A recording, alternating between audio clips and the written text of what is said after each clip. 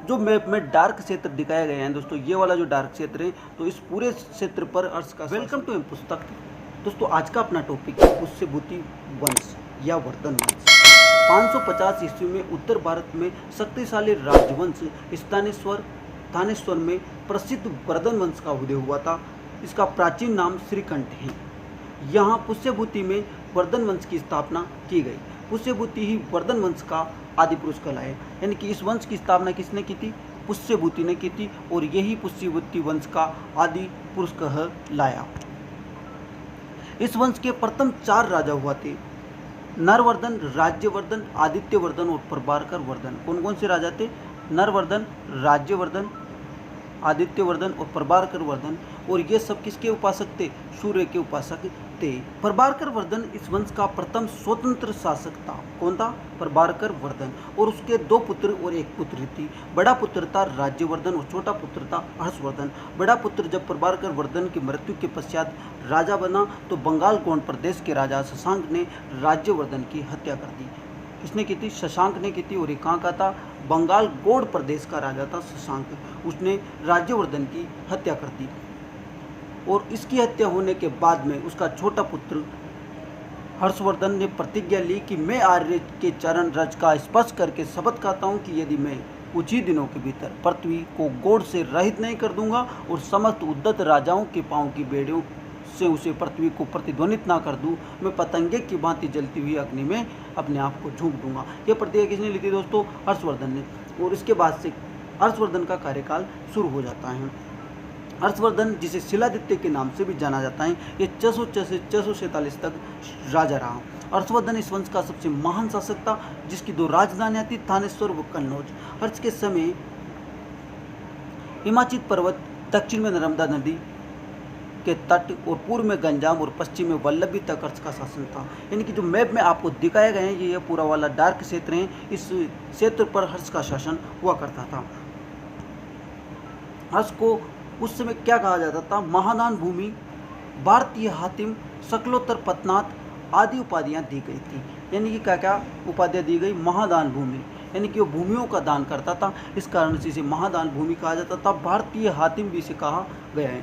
शकलोत्तर पतनाथ, यानी कि उत्तर भारत का पूरा जो राज्य था उस पर हर्ष का शासन था, इस कारण से इसे शकलोत्तर पतनाथ कहा गया है। हर्षवर्धन ने कामरूप, जो कि असम में है, वहाँ का जो राजा था भास्कर वर्मा, उससे संधि की। तो एग्जाम की दृष्टि से ये भी इंपॉर्टेंट है कि हर्ष ने किस राजा से संधि की?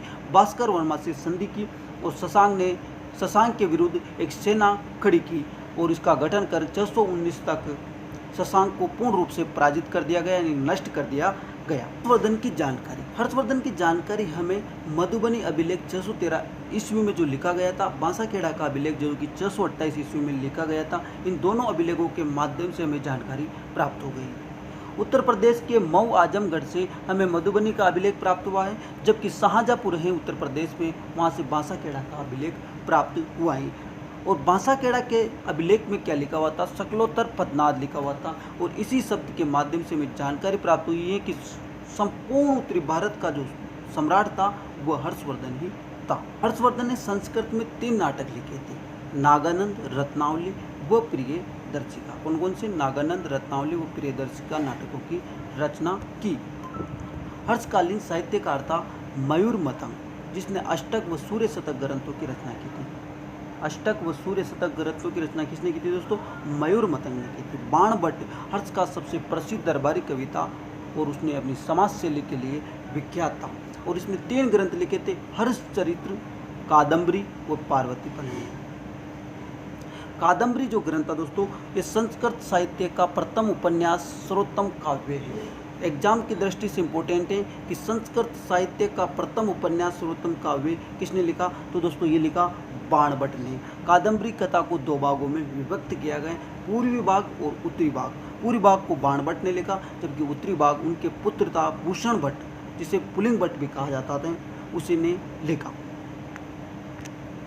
हेनशांग, जो कि चीनी यात्री था, और इसका नाम क्या है? युआन च्वांग है। यानी चीन में इसका नाम क्या था? युआन च्वांग था। हेनशांग, जो कि हर्ष के शासनकाल में भारत आया था, और इसने एक पुस्तक लिखी थी शिव की।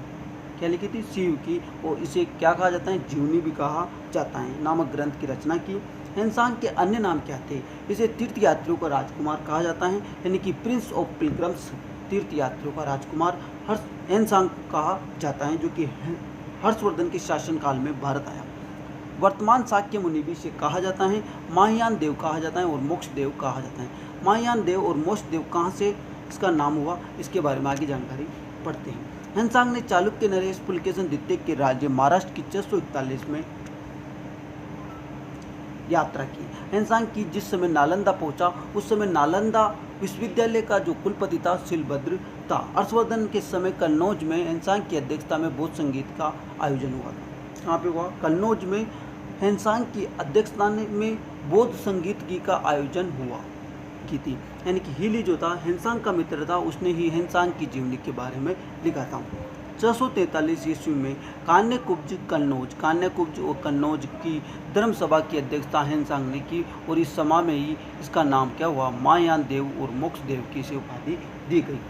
643 में इत सिंह चीनी यात्री हैं, जो कि 670 से 695 तक भारत में रहा और इसकी प्रसिद्ध बौद्ध भिक्षु आत्मकथा है काओशेंग चुनाव। कौन कौन सी है? काओशेंग चुनाव नामक ग्रंथ इसने लिखा। त्रिपक्षीय संघर्ष क्या है? त्रिपक्षीय संघर्ष हर्षवर्धन की मृत्यु के पश्चात देश की राजनीतिक एकता छिन्न भिन्न हो गई और देश में अनेक नवीन राजवंश उत्पन्न हो गई और इनमें 3 राजवंश अपेक्षाकृत अधिक प्रभावशाली दिखाई देते हैं। पश्चिम भारत में गुज्जर प्रतिहार वंश, दक्कन में राष्ट्रकूट वंश और पूर्व में पाल वंश। कौन कौन से हैं? पश्चिम भारत में गुज्जर प्रतिहार वंश है, दक्कन में राष्ट्रकूट वंश है और पूर्व भारत में पाल वंश, अर्थात पूर्वी भारत में पाल वंश है और पश्चिम में गुज्जर प्रतिहार वंश। इन तीनों वंशों में आपस में संघर्ष प्रारंभ हो गया। लगभग ये 200 वर्षों तक ये संघर्ष चला। कब तक चला? 200 वर्षों तक ये संघर्ष चला। संघर्ष 8वीं व 9वीं शताब्दी के उत्तर भारत के इतिहास की सबसे महत्वपूर्ण घटना भी थी। इसका प्रारंभ किसने किया था? त्रिपक्षीय संघर्ष का प्रारंभ दोस्तों गुज्जर प्रतिहार शासक वत्सराज ने किया था। तो एग्जाम की दृष्टि से इंपॉर्टेंट क्या है? वत्सराज है, यानी किसने प्रारंभ किया था? वत्सराज ने किया था। और त्रिपक्षीय संघर्ष में अंतिम विजय भी गुज्जर प्रतिहार वंश की ही हुई थी। किसकी हुई थी? गुज्जर प्रतिहार वंश की हुई थी। तो आशा करता हूं दोस्तों कि आपको ये वीडियो पसंद आई होगी। यदि वीडियो पसंद आई हो तो वीडियो को लाइक कर लो, चैनल को सब्सक्राइब कर लो, बेल आइकन प्रेस कर लो, जिससे कि आने वाली वीडियो के नोटिफिकेशन आपको प्राप्त हो जाएंगे। जय हिंद, जय भारत।